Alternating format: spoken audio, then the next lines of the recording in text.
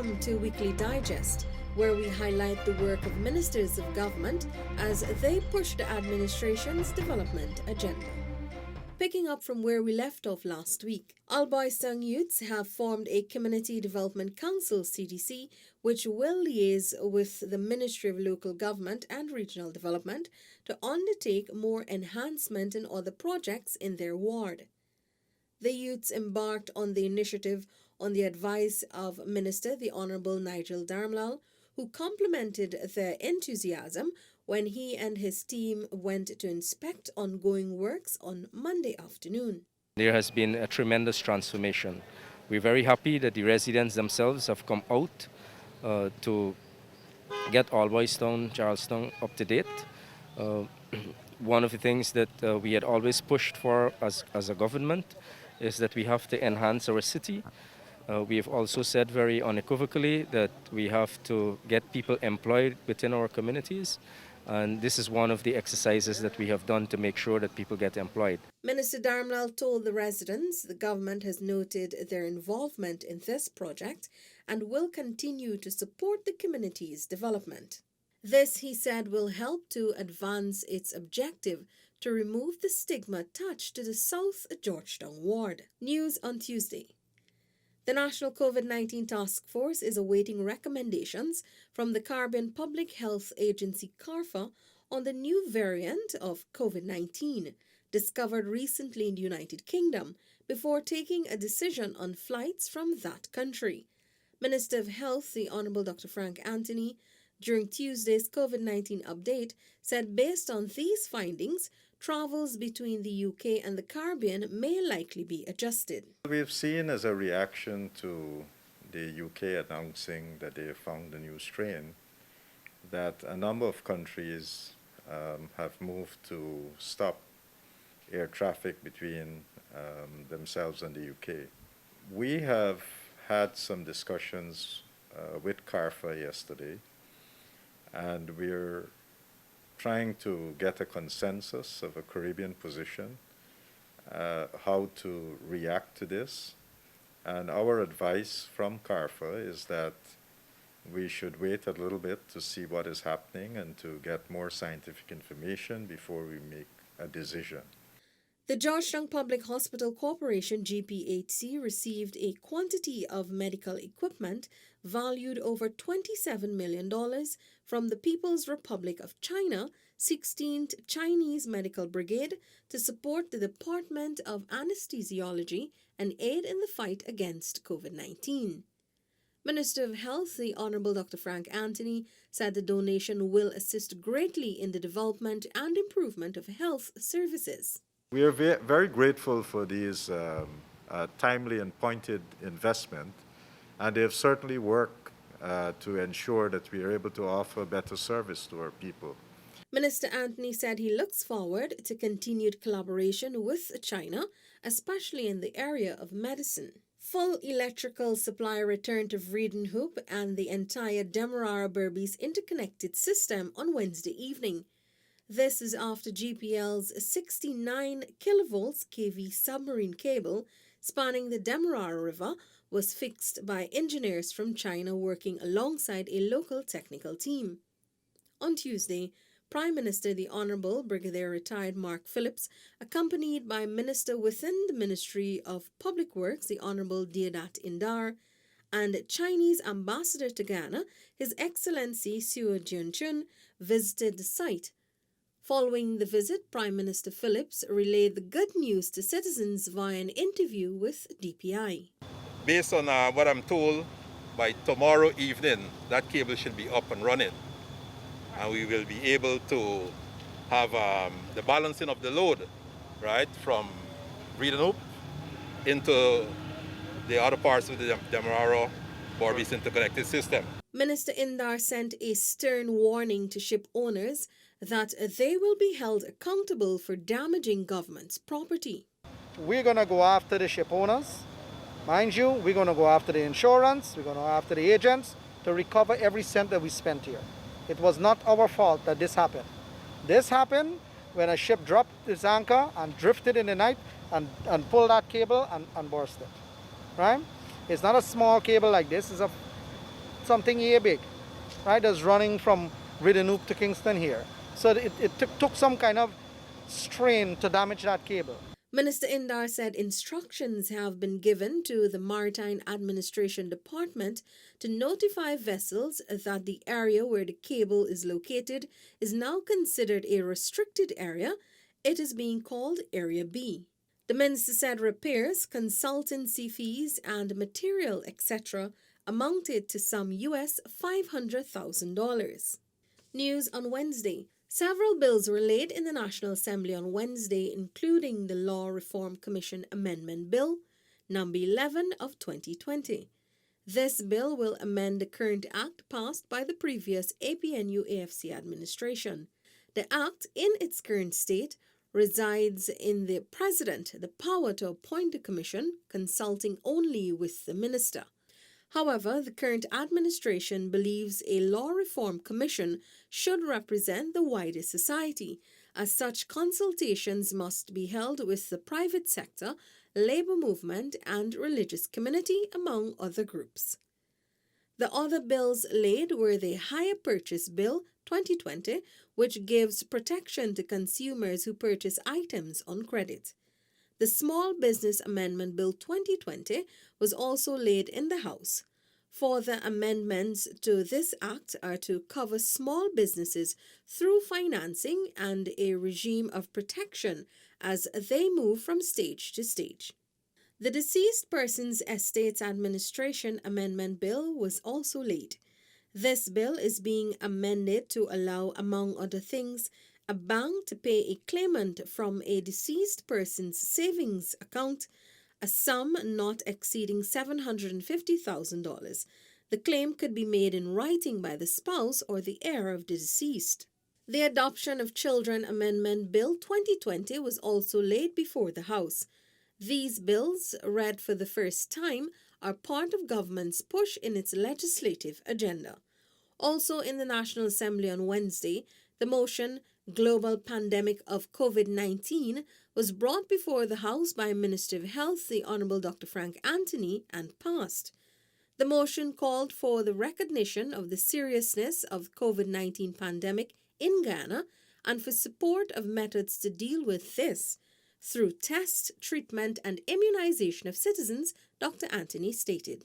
So, Mr. Speaker, we have worked very hard in terms of stabilizing this disease in our country.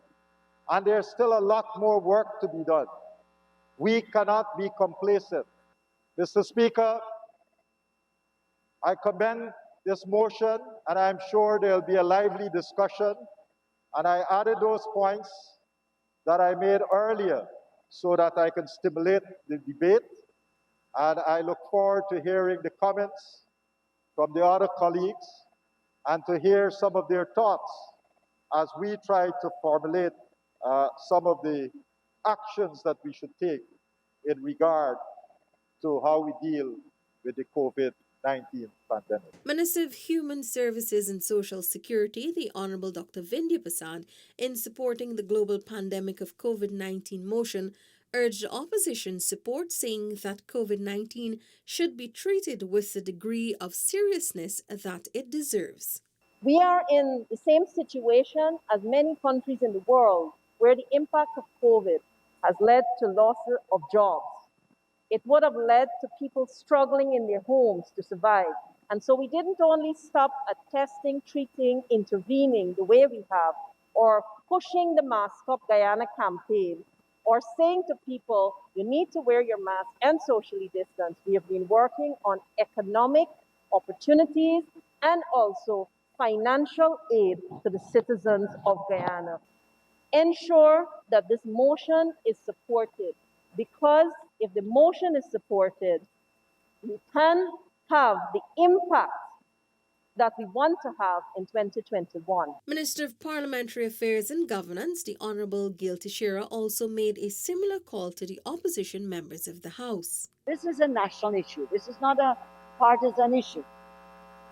This is an issue that kills APNU and AFC and PPP and other members of other political parties. It kills people of different ethnicities, genders, etc. it is an equal opportunity virus in Guyana as well as globally. And therefore, this is an opportunity for the opposition to take a national position and be able to say that, yes, we do recognize it as serious, and that they will also continue and to pledge support. The APNU-AFC did not support the motion. China Harbour Engineering Company has agreed with government to undertake additional works on the Chedijagan International Airport. However, government is not required to fund the works. The $1.8 billion cost will be covered by China Harbour. Minister of Public Works, the Honourable Bishop Juan EDGHILL, said the agreement is a result of government going all out to ensure Guyanese are not shortchanged on the project. This matter of the airport in Guyana was a matter that was being addressed at the highest levels in China. And as a result of that kind of action that we would have taken, whether it's the parent company, whether it's the China Exim Bank, or the leadership of China, President Ali and his administration spared no effort in standing up for the people of Guyana to ensure that we get value for money. Minister EDGHILL noted that under the original contract, which was signed in 2013, there is a performance bond valued at $2.7 billion that the Chinese contractor has to keep operative. If they fail to perform, he said, the government could tap into that bond. I think China Harbour, from top to bottom, have recognized that this administration, being led by President Ali, and yours truly, the Minister of Public Works, who has direct responsibility, will not tolerate what was tolerated before. And it is because of that that they're at the table. The deadline for the completion of the works is December 31, 2021. At the beginning of the week, Minister of Public Works, the Honourable Bishop Juan EDGHILL, met residents in Kwakwani to announce major road works for the community. We engaged a contractor to do the emergency works, as well as to do rehabilitation of all the internal roads in Kwakwani, and that work is ongoing currently. The minister also relayed that a contract was awarded to link Oriala to Kwakwani via New Road. Those works are set to have a positive impact on Kwakwani's timber industry as well as Oriala's economy. It means that you will be able to get access to new lands, your livelihoods will be able to be restored, and also the quarry at Oriala will be able to come through with a stone to get development and construction at a cheaper cost in this part of Guyana. Minister EDGHILL also spent some time in 16 riverine communities along the Berbice River, where he distributed Christmas gifts and food hampers. Masks and vitamins were also shared in the communities. 2 elderly women are now landowners after an intervention by President Dr. Mohamed Irfan Ali led to a waiver of their fees and costs. This happened during the Dream Realized land allocation in Region 3 on Tuesday and Wednesday. For 64-year-old Patsy Singh, her dreams went up in flames when her application was lost in a 2001 fire that gutted the ministry. The other recipient, Kamal Dai, was forced off her land by squatters in 1997. Both women, who originally applied in 1993, now have lots on the west coast of Demerara, presented to them by Minister of Housing and Water, the Honourable Colin Crowell, on the President's behalf. In total, some 1,500 residents from Region 3 were at the exercise. Prime Minister, the Honourable Brigadier Retired Mark Phillips, told them the allocation is just the start in the housing drive. Providing affordable housing is high on our agenda, as you know. But our government will not just allocate house lots to you and neglect you. We will provide all the infrastructure necessary for you to live comfortably in these locations that were already disclosed.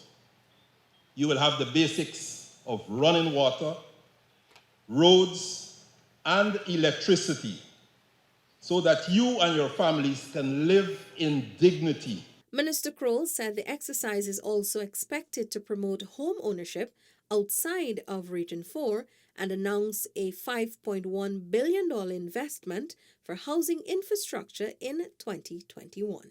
Meanwhile, Vice President Dr. JAGDEO said the fiscal regime of the Production Sharing Agreement, PSA, between the government and U.S. oil company ExxonMobil is too liberal and has placed the country at a disadvantage.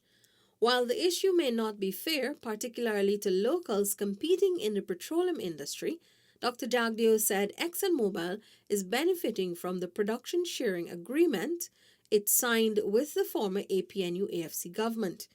The vice president made the statement during his interview on the Kaito radio program, Guyana's Oil and You, in response to a question posed about the tax concessions that Exxon enjoys. You're absolutely right about the concessions, but all of those are enshrined in the PSA.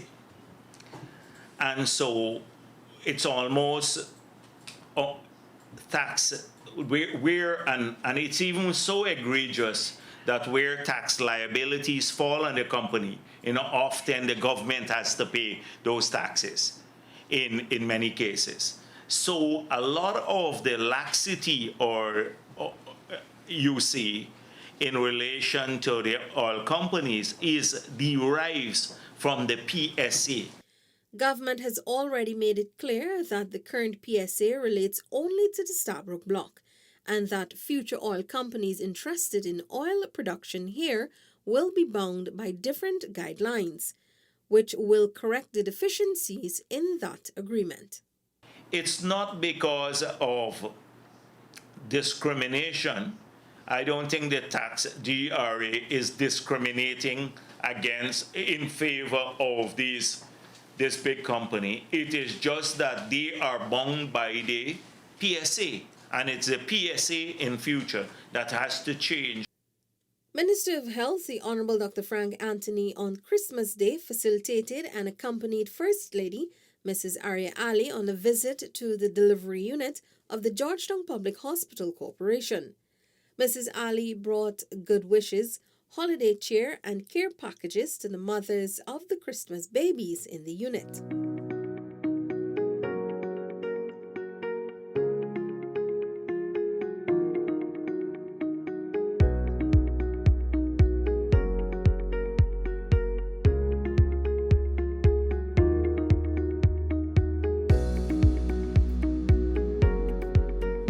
Mrs. Ali said she was delighted to share the happy occasion with the mothers, even as she marks her first Christmas as Guyana's First Lady. GPHC delivered 11 Christmas babies.